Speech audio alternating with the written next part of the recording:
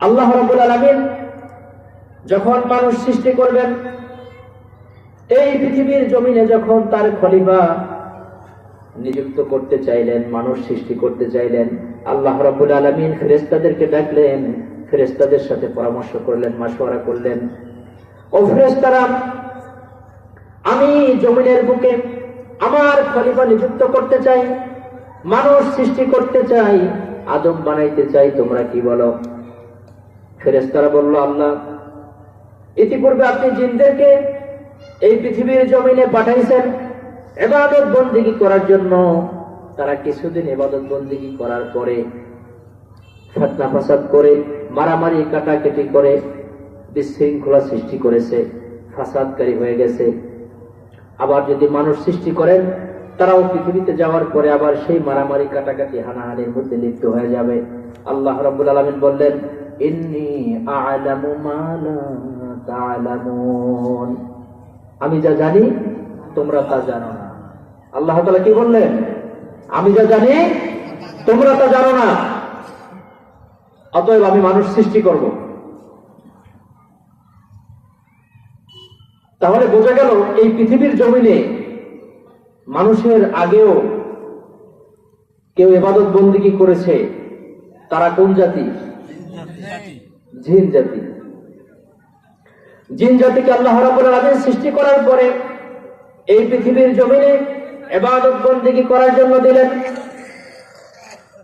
তারা কিছুদিন পর্যন্ত খুব সুন্দর সুশৃঙ্খল ভাবে জীবনযাপন করলো, ইবাদত বন্দেগীও করলো। কিন্তু এক সময় ইবাদত ছেড়ে দিয়ে, আল্লাহ রাব্বুল আলামিনের আনুগত্য ছেড়ে দিয়ে ফিতনা ফাসাদের মধ্যে, মারামারি কাটাকাটির মধ্যে, আল্লাহ রাব্বুল আলামিনের হুকুমকে অমান্য করার মধ্যে লিপ্ত হয়ে গেল। আল্লাহ রাব্বুল আলামিন ফেরেশতাদেরকে হুকুম করলো, আমার ফেরেশতারা পৃথিবীর জমিনে যাও, ওই যে জিন জাতি তারা আমার সীমা লঙ্ঘন করেছে, তাদেরকে পিটাইয়া বনে জঙ্গলে পাহাড়ে সমুদ্রের মধ্যে পাঠায়া দাও। ফেরেশতারা আসলো, জিন জাতিকে পিটাইয়া সাগরের মধ্যে, সমুদ্রের মধ্যে, পাহাড়ের জঙ্গলে পাঠিয়ে দিল।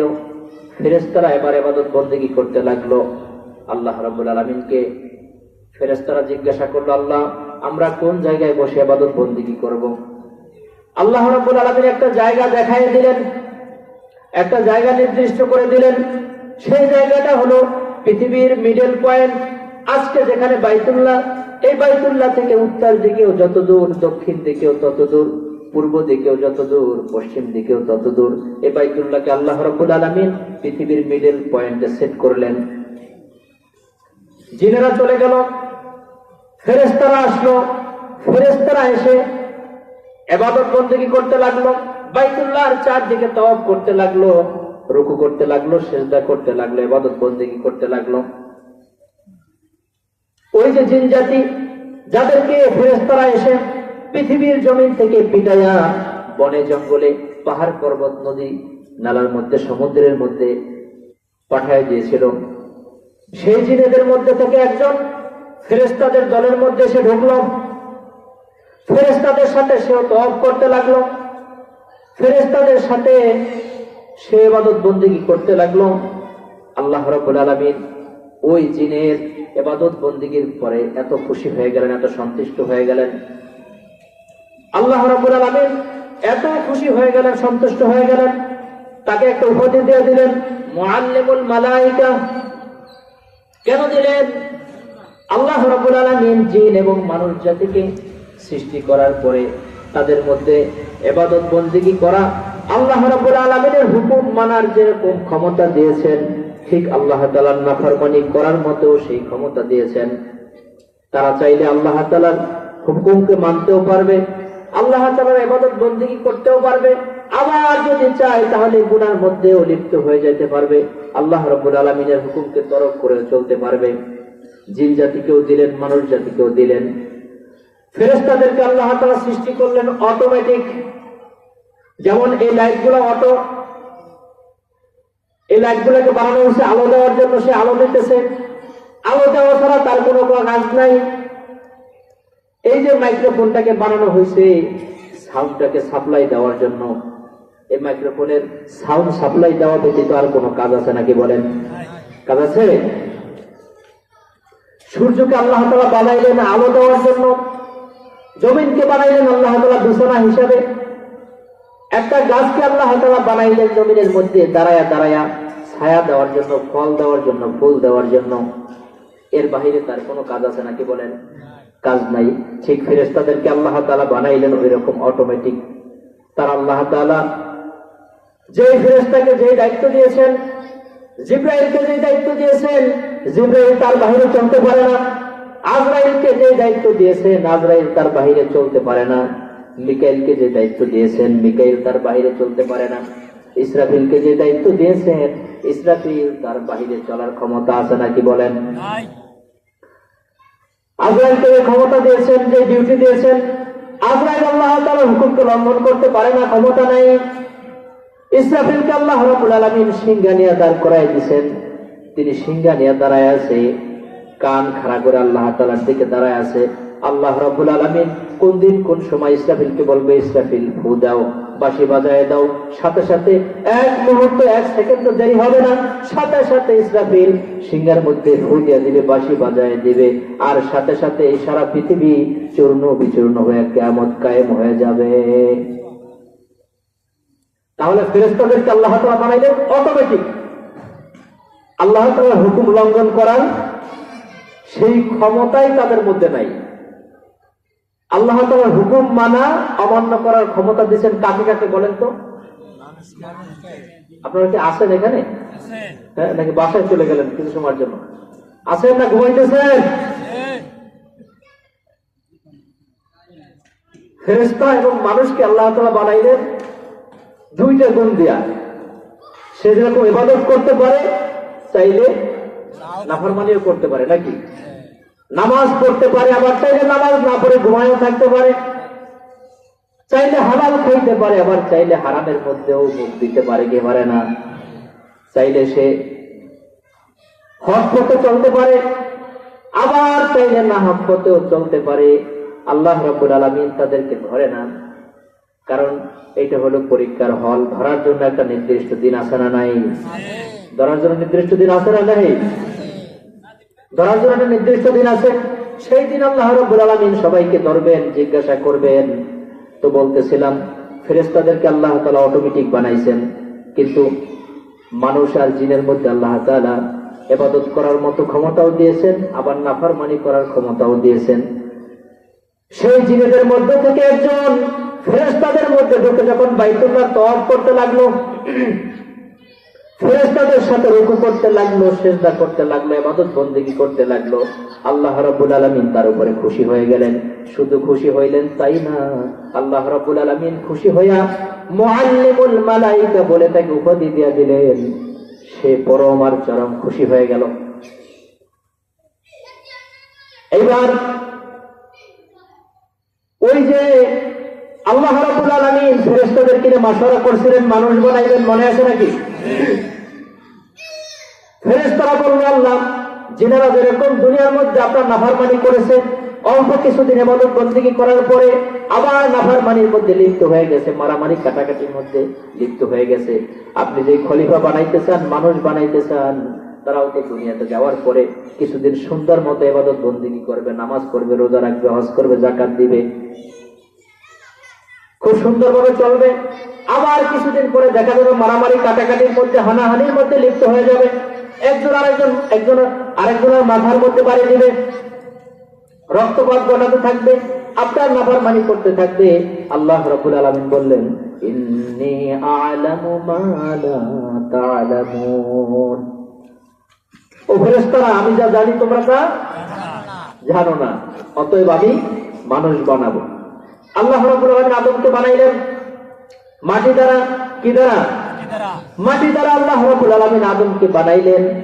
বানানোর পরে সেই মাটির কায়ের মধ্যে আল্লাহ তাআলা বিস্তারিত ঘটনা সংক্ষেপ করে বলতেছে, রূহ দিলেন। রূহ দেওয়ার পরে আল্লাহ রাব্বুল আলামিন ফেরেশতাদেরকে বললেন, আমার এই মাটির আদমকে সিজদা করো। কেন বললেন? আল্লাহ রাব্বুল আলামিন হুকুম করলেন, তার হুকুমকে মানাই হলো ইবাদত। আর তার হুকুমের অমান্য করাই হলো নাফরমানি। আল্লাহ রাব্বুল আলামিন যখন হুকুম করে সেই হুকুমের মধ্যে কোনো কিন্তু, অতএব সুতরাং বরঞ্চ এদিক সেদিক কোন রকম প্রশ্ন করা যাবে না, কি বলেন? কোন রকম কোন প্রশ্ন করা যাবে না। আল্লাহ রাব্বুল আলামিন হুকুম করার সাথে সাথে মানতে হবে। এইটাই হলো আল্লাহ তাআলার অনুগত্য। আল্লাহ রাব্বুল আলামিন বললেন ফেরেশতাদেরকে, আমার ফেরেশতারা আদমকে সিজদা করো। ওই ফেরেশতাদের মধ্যে মুআল্লিমুল মালায়েকা উনি আছেন না নাই? সবাই সিজদায় পড়ে গেল, কিন্তু উনি হেঁটে মারা দাঁড়ায় রয়েছে, সিজদা যায় না। উনি সোজা হয়ে দাঁড়ায় আছে। আল্লাহ রাব্বুল আলামিন ফেরেশতাদেরকে উঠতে বললেন, ফেরেশতারা উঠে দেখে সবাই সিজদার মধ্যে, কিন্তু আমাদের মুআল্লিমুল মালায়েকা উনি তো সোজা হয়ে দাঁড়ায় রয়েছে। ফেরেশতারা চিন্তা করলো আল্লাহ তাআলার আযাব আর গজব তো শুরু হয়ে যাবে, ভয়তে আবার সিজদায় পড়ে গেলেন। এবার আল্লাহ তাআলা সিজদা থেকে ওঠার জন্য বললেন, উঠলেন, কিন্তু এবারও ইবলিস শয়তান ব্যাটকায় দাঁড়ায় রয়েছে, সে সিজদায় যায় না, গেছে সিজদা দেয় নাই। সেইবার আল্লাহ তাআলাকে যুক্তি দিতেছে। আল্লাহ তাআলাকে কি দিতেছে? যুক্তি দিতেছে। আল্লাহ,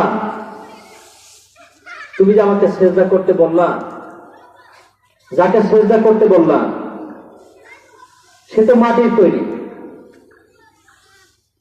আনা খায়রুম মিনহু খলাকতানি মিন নারিন ওয়া খলাকতাহু মিন তিন। আল্লাহ, আপনি যে আমাকে মাটির আদমকে সিজদা করতে বললেন, আদমকে তো বানাইছেন মাটি দিয়া, মাটি হলো নিম্নমুখী, আর আমাকে বানাইছেন আগুন দিয়া, আগুন হইল ঊর্ধ্বমুখী। আগুন যদি নিচে জ্বালানো হয় ওঠে কোন দিকে? উপরের দিকে ওঠে কিনা? আর মাটি যদি আপনি উপরের দিকে মেরে দেন, কিছুক্ষণের মধ্যেই সে নিচে চলে আসবে কিনা বলেন? আসবে কিনা? মাটি উপরের দিকে মারলে নিচে আসে, আর আগুন নিচে জ্বালাইলে উপরের দিকে ওঠে। আগুন হলো ঊর্ধ্বমুখী, মাটি হলো নিম্নমুখী। অতএব আমার সম্মান বেশি, মাটির সম্মান কম। বেশি সম্মান আলাম, কম সম্মান আলাকে সিজদা করে কেমনে? আল্লাহ তাআলাকে সে বুঝাইতেছে। আল্লাহ রাব্বুল আলামিন তাকে বললেন, শয়তান, তুই আমাকে বুঝাও, তুই চির অভিশপ্ত, তুই আমার হুকুম মানলি না, তুই আজকে থেকে শয়তান, মুআল্লিমুল মালায়েকা নাম কাটা, আজকে থেকে তুই হইলি ইবলিস শয়তান। তোর স্থান হলো চির জাহান্নামের মধ্যে, তুই আর কোনোদিন জান্নাতের মধ্যে যাইতে পারবি না। বুঝতে পারছেন আদম আলাইহিস সালামের সাথে শত্রুতার কারণ কি? ইবলিস শয়তান সে তো ছিল মুআল্লিমুল মালায়েকা, কিন্তু আদমের সাথে শত্রুতার কারণ কি বুঝতে পারছেন? ওই যে সিজদা করতে বলছে, সিজদা করে নাই, সে যুক্তি দিছে, আল্লাহ তাআলা অসন্তুষ্ট হয়ে তাকে ইবলিস শয়তান ঘোষণা দিয়ে দিছে, চির জাহান্নামী, চির অভিশপ্ত বলে ঘোষণা করে দিছে।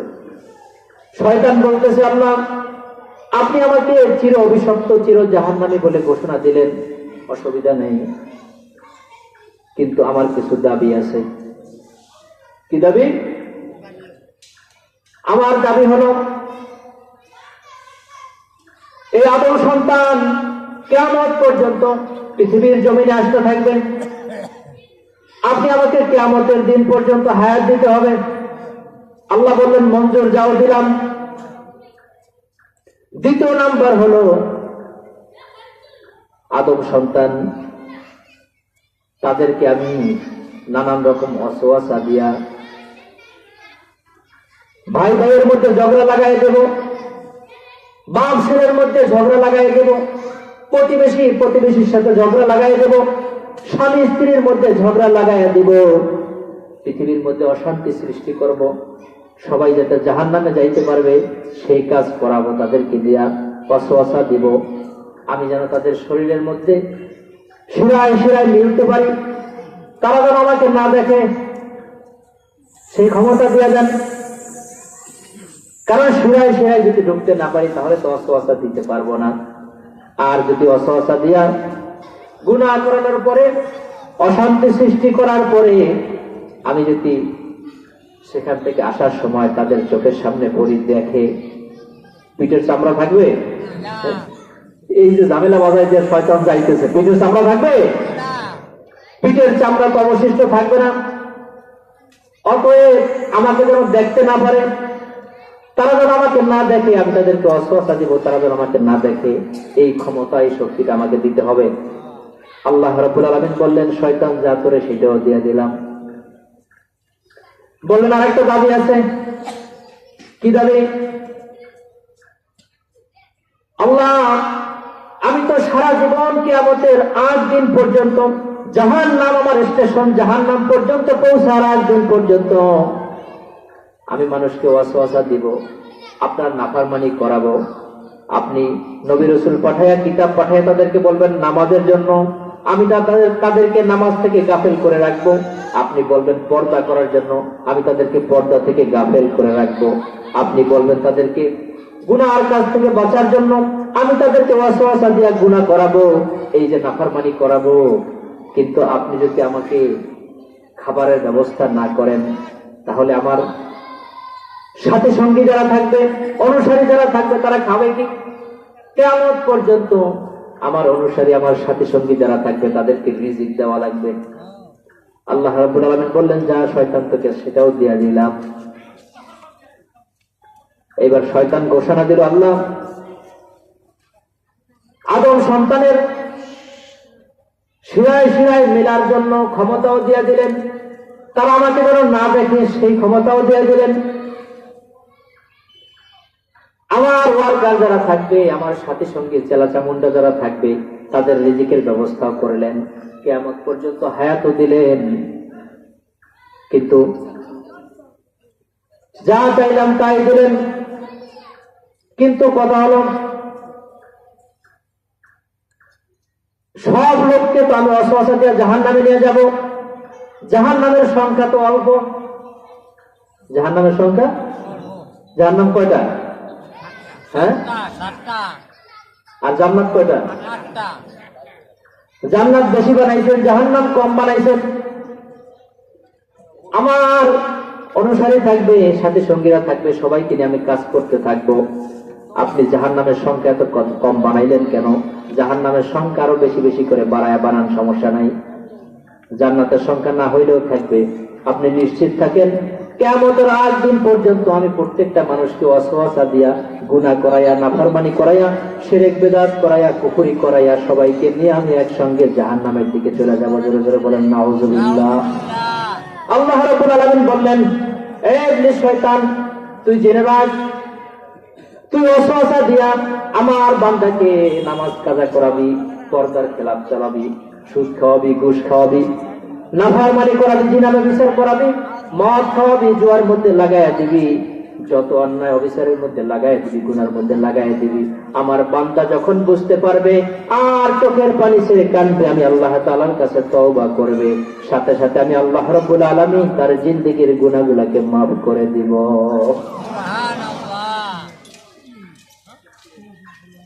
শয়তান কি বলতেছে? আমি সবাইকে ওয়াসওয়াসা দিয়ে জাহান্নামে নিয়ে যাব, অতএব আপনি জাহান্নাম বাড়াইতে পারেন। আর আল্লাহ বলতেছে যে শয়তান, তুই ওয়াসওয়াসা দিয়ে গুনাহ করাবি, আমার বান্দা যদি তওবা করে, খাঁটি অন্তরে তওবা করে, চোখের পানি ছেড়ে দিয়ে কান্দে, আমি আল্লাহ রাব্বুল আলামিন আমার বান্দার জিন্দেগীর সব গুনাহগুলোকে মুহূর্তের মধ্যে মাফ করে দেব। শুধু মাফ করে দেব তাই না, আমার বান্দা তওবা করার পরে সে যদি মৃত্যু পর্যন্ত তার তওবার মধ্যে অটল থাকতে পারে, আমি আল্লাহ রাব্বুল আলামিন তার ওই গুনার জায়গাগুলা যেগুলা খালি হয়ে গেছে, সেই খালি জায়গাগুলাকে নেকি দিয়া বদলায়া দিব। শুধু গুনাহ মাফ করবো তাই না, তার গুনার জায়গাগুলো যখন খালি হয়ে যাবে, সেই খালি জায়গাগুলাকে আমি আবার নেকি দিয়া ভরে দেব। অতএব এবার পাওয়া গেল শয়তান আদমের বিরোধিতা কেন করলো? তাকে ওয়াসওয়াসা দিয়া কেন ওই গাছের মধ্যে নিলেন? শত্রুতা বুঝতে পারছেন?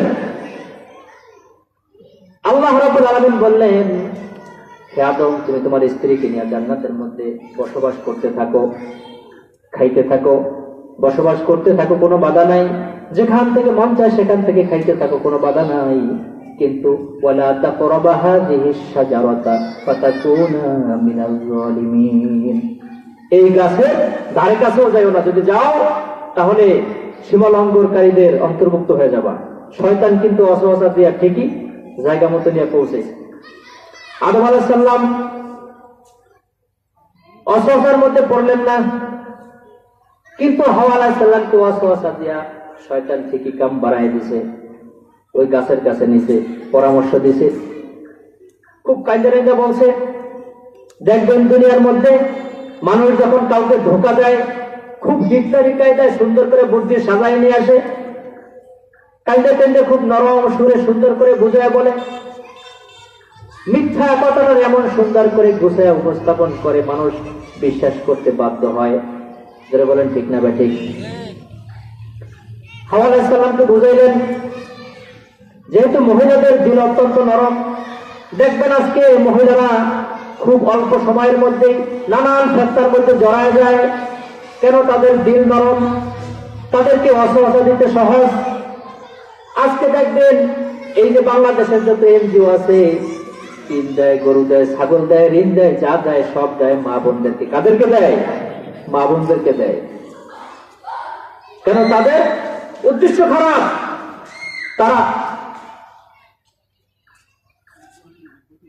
তাদের উদ্দেশ্য কি বলেন?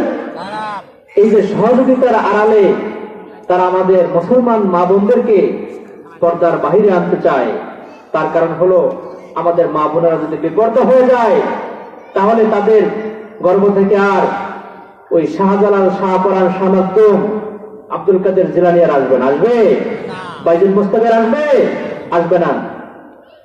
সেই জন্য আজকে বাংলাদেশের এনজিও গুলা হাতে কলমে মাঠে ময়দানে নেমে পড়েছে।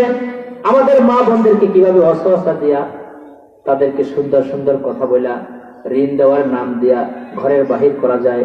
দেখবেন পুরুষদেরকে দেয় না, তাদের যত সুযোগ সুবিধা ঋণ আছে সব কাদেরকে দেয়? মহিলাদেরকে দেয়। কাদেরকে দেয়? মহিলাদেরকে দেয়। এই জন্য হাওয়া আলাইহিস সালামকে শয়তান ওয়াসওয়াসা দিতে লাগলেন। যেহেতু তার মন নরম, আদম আলাইহিস সালামকে কাজ করতে পারে নাই, বুঝাইতে পারে নাই। হাওয়ার কাছে এসে বললেন, মা হাওয়া, আপনি তো জানেন না আল্লাহ রাব্বুল আলামিনের পরিকল্পনা কি। আল্লাহ রাব্বুল আলামিন আপনাদেরকে অচিরে এখান থেকে এমন একটা জায়গায় পাঠাইতে চায়, যে জায়গার মধ্যে অভাব আর অভাব, অশান্তি আর অশান্তি। সেখানে এই জান্নাতের মধ্যে সুখ শান্তি আর পাবেন না। এমন একটা জায়গা যেখানে চাষবাস করে খাইতে হবে, যেখানে রোগ শোক, পীড়া ব্যারাম, অশান্তির কোনো অভাব নাই। কিন্তু কথা হলো, এই যে গাছটা, যে গাছটার ধারে কাছে আপনাদেরকে যাইতে নিষেধ করছে, এই গাছটা থেকে যদি আপনারা ফল খান, এই গাছটার কাছে যদি আসেন, তাহলে আল্লাহ রাব্বুল আলামিন আপনাদেরকে জান্নাত থেকে বাহির করতে পারবে না। সত্য বলছে না মিথ্যা বলছে? যারা বলেন সত্য বলছে না মিথ্যা বলছে?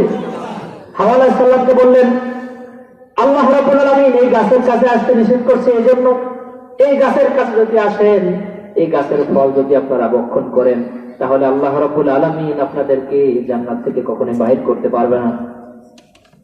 অতএব এই গাছের ফল ভক্ষণ করুন আর চির জান্নাতি হয়ে যান, চিরকাল জান্নাতের মধ্যে বসবাস করতে থাকেন, আর কেউ আপনাদেরকে বাহির করতে পারবে না। হাওয়া আলাইহিস সালাম চিন্তা করলো, কথা তো ঠিক। ফল ছিঁড়লেন, নিজে খাইলেন, আদম আলাইহিস সালামকে খাওয়াইলেন। খাওয়ার সঙ্গে সঙ্গে প্রস্তাব পায়খানার ব্যাগ হয়ে গেল। আল্লাহ রাব্বুল আলামিন বলে, আদম, নিষেধ করছিলাম শোনো নাই, শয়তানের ওয়াসওয়াসায় পড়ে গেছো।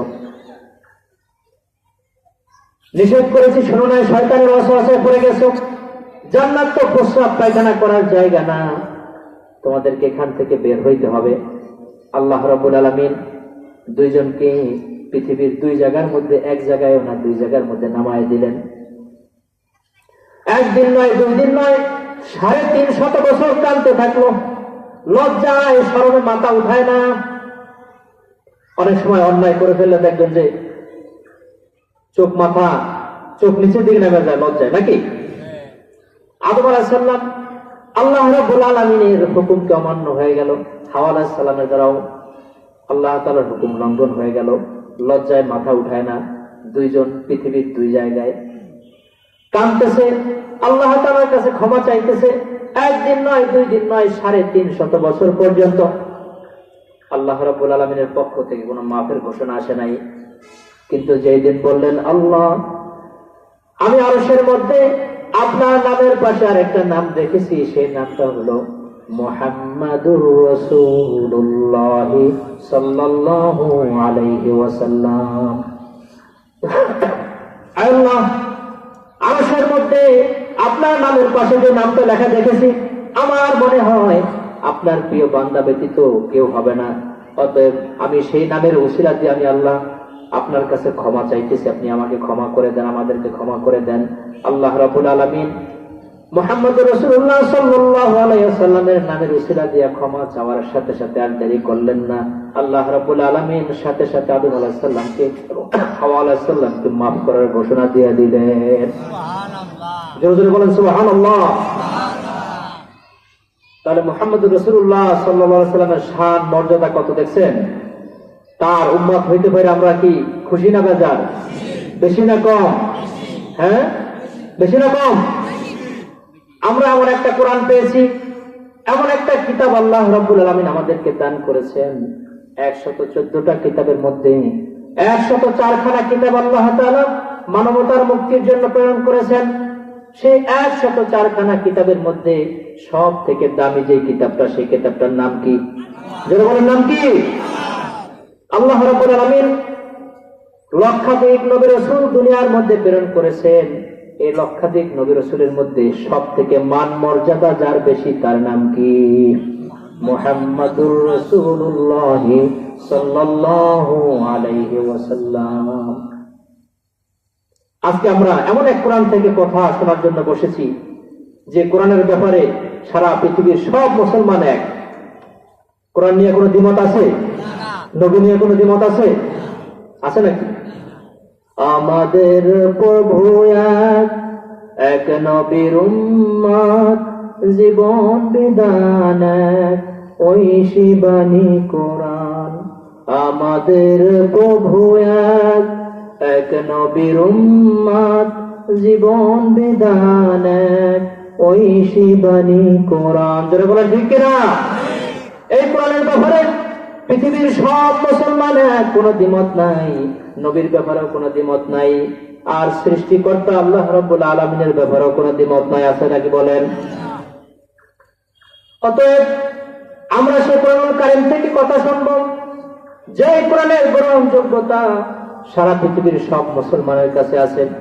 আমি বলতেছিলাম এই কোরআনের মধ্যে 6666টা আয়াতের মধ্যে আল্লাহ রাব্বুল আলামিন 1000 আয়াতের মধ্যে আম্বিয়া আলাইহিস সালাম নবী রাসূলদের কথা আল্লাহ রাব্বুল আলামিন বলেছেন 1000 আয়াতের মধ্যে। যারা বলেন সুবহানাল্লাহ। 1000 আয়াতের মধ্যে কার কথা বলছেন? নবী রাসূলদের কথা বলছেন। আদম আলাইহিস সালামের কথা বলছেন,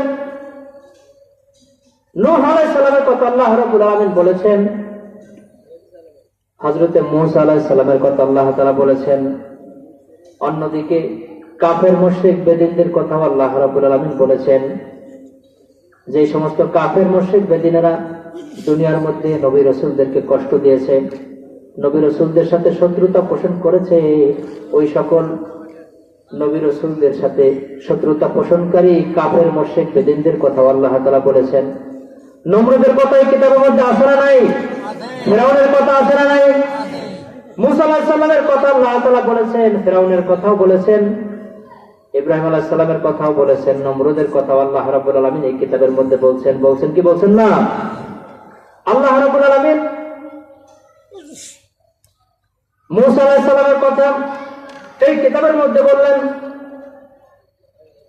সূরা ইউনূসের মধ্যে আল্লাহ রাব্বুল আলামিন ফিরআউনের কথাও তুলে ধরলেন। হযরতে মূসা আলাইহিস সালামকে আল্লাহ রাব্বুল আলামিন যখন কিতাব দান করলেন, আল্লাহ রাব্বুল আলামিন হযরতে মূসা আলাইহিস সালামকে বনি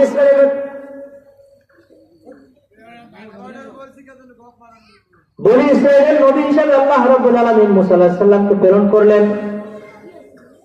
হযরতে মূসা আলাইহিস সালাম যখন বনি ইসরাঈলের মধ্যে দাওয়াত দিতে লাগলেন, ফিরআউনের মাথা খারাপ হয়ে গেল। ফেরাউন দেখল দিন দিন মুসলমানের সংখ্যা বাড়তেছে, অতএব যদি মুসাকে থামানো না যায় তাহলে আমার খোদাইত্ব শেষ হয়ে যাবে। আমি যে খোদা এই কথা তো আর কেউ মানবে না, অতএব আমার রাজত্ব ধ্বংস হয়ে যাবে, মুসাকে আর বাড়তে দেওয়া যাবে না। হযরত মূসা আলাইহিস সালামের উপরে ফিরআউন চড়াও হয়ে বসলেন, নানান রকমের জুলুম অত্যাচার নির্যাতন করতে লাগলেন। নির্যাতনের স্টিমরোলার এত পরিসীমায় বাড়তে লাগলো, আল্লাহ রাব্বুল আলামিন মূসা আলাইহিস সালাম এবং তার সাথী সঙ্গীদেরকে বললেন, মূসা, যখন তোমরা ফেরাউনের রাজ্যের মধ্যে থাকতে পারতেছো না, অতএব আমি তোমাদেরকে হুকুম করতেছি তোমরা এখান থেকে সফর করো, রাতের অন্ধকারে সফর করো। মূসা আলাইহিস সালাম বনী ইসরাইলের লোকদেরকে নিয়ে রাতের অন্ধকারে রওনা করলেন। ফেরাউনের সীমানার মধ্যে আর থাকবে না, সফর করে চলে যাবে। আস্তে আস্তে সকাল হয়ে গেল, দরিয়ার কিনারে এসে পৌঁছলো। অন্যদিকে ফেরাউন যখন খবর পাইল মূসা আলাইহিস সালাম তার সাথী সঙ্গীদেরকে নিয়ে চলে যাইতেছে, ভাইগা চলে যাইতেছে, মূসা আলাইহিস সালাম এবং তার সাথী সঙ্গীদেরকে পাকড়াও করার জন্য, ধরে আনার জন্য 16 লক্ষ অস্ত্র শস্ত্র সুসজ্জিত সৈন্য সেনাদেরকে ফেরাউন প্রেরণ করলেন এবং সাথে ফেরাউন নিজেও রওনা করলেন। পিছনে পিছনে আসতে আসতে যখন খুব নিকটবর্তী হয়ে গেলেন, রাত্র শেষ হয়ে গেল, সকাল হয়ে গেল, মূসা আলাইহিস সালাম তার সাথী সঙ্গীদেরকে নিয়ে দরিয়ার কিনারায়, সমুদ্রের কিনারায় এসে পৌঁছলেন। অন্যদিকে ফেরাউনও আসতেছে। যখন দূর থেকে দেখা যায় ফেরাউনের সাথী সঙ্গীরা অস্ত্র শস্ত্র নিয়ে যখন আসতেছে, মূসা আলাইহিস সালামের কওমের লোকেরা যখন দেখতে পাইল ভয়ে কাতর হয়ে গেল। সকলেই বলতে লাগলো, মূসা এই যে কাছাকাছি চলে আসছে, আমাদের তো আর সারার কোনো উপায় নাই, এই তো ধরে ফেলবে। মূসা আলাইহিস সালাম বললেন, ইন্নাল্লাহা মা'ানা।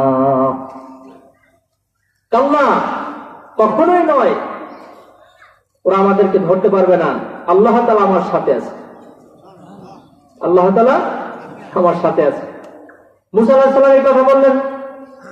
আল্লাহ রাব্বুল আলামিন আমাদেরকে অবশ্যই এখান থেকে, এই বিপদ থেকে বাঁচার জন্য একটা পথ করে দিবেন।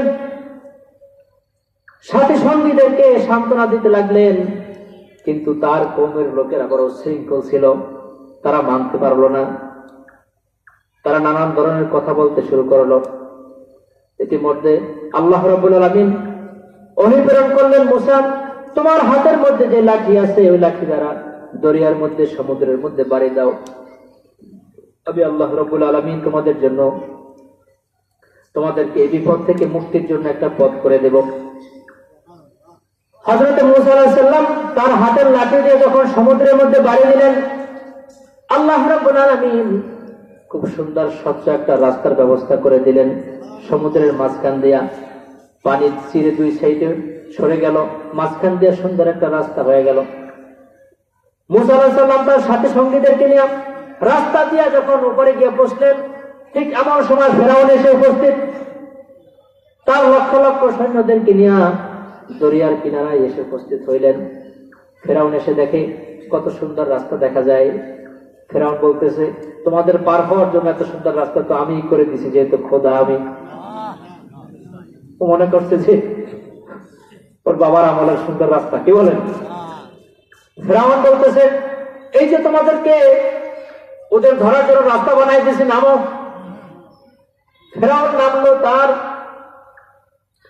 সাথে সৈন্যরাও নামলো। অন্যদিকে মূসা আলাইহিস সালাম ওই পাশে ওঠার পরে লাঠি দিয়ে পিটাইতেছে, কারণ রাস্তাটা শেষ হয়ে যাওয়ার জন্য, বন্ধ হওয়ার জন্য। না হয় এই রাস্তা দিয়ে আবার ফেরাউন তার সাথী সঙ্গীদেরকে নিয়ে, সৈন্য সামন্তদেরকে নিয়ে আসবে, এসে তো আবার ধরবে, পাকড়াও করবে। আল্লাহ রাব্বুল আলামিন বললেন, মূসা শান্ত হও। আল্লাহ রাব্বুল আলামিন মূসা আলাইহিস সালামকে বললেন, মূসা শান্ত হও, তুমি পেরেশান হও না, রাস্তার জায়গায় বহাল থাকুক, ওদেরকে আসতে দাও, আমি দেখো কি করি। আল্লাহ রাব্বুল আলামিন রাস্তাকে বহাল রাখলেন। তারা যখন সবাই ওই যে 16 লক্ষ সৈন্যদেরকে নিয়ে যখন বিশাল বড় চওড়া রাস্তার মাঝখানে চলে আসলো।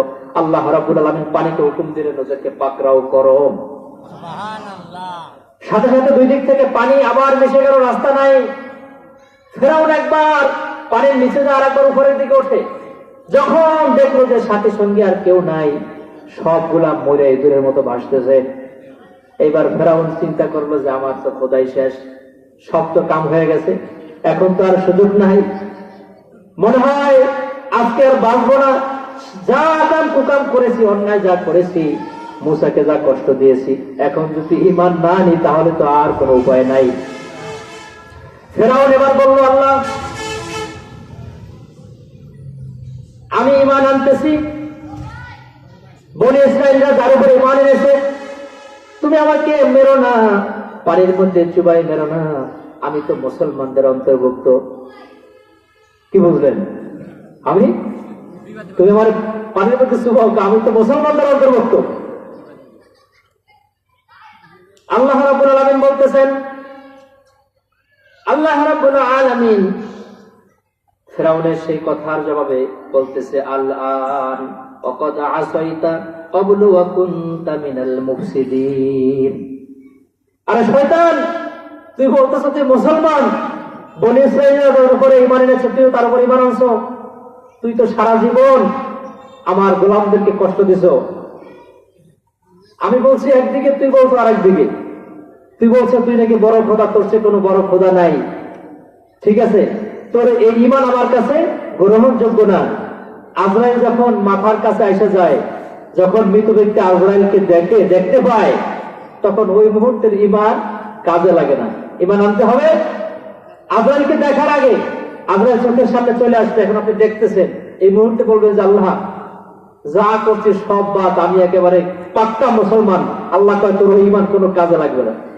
আল্লাহ রাব্বুল আলামিন বললেন, তুই তো মুসলমান না, তুই হলি ফাসাদকারী, অন্যায়কারী, সারা জীবন আমার গোলামদেরকে কষ্ট দিয়েছিস, নবী রাসূলদেরকে কষ্ট দিয়েছিস।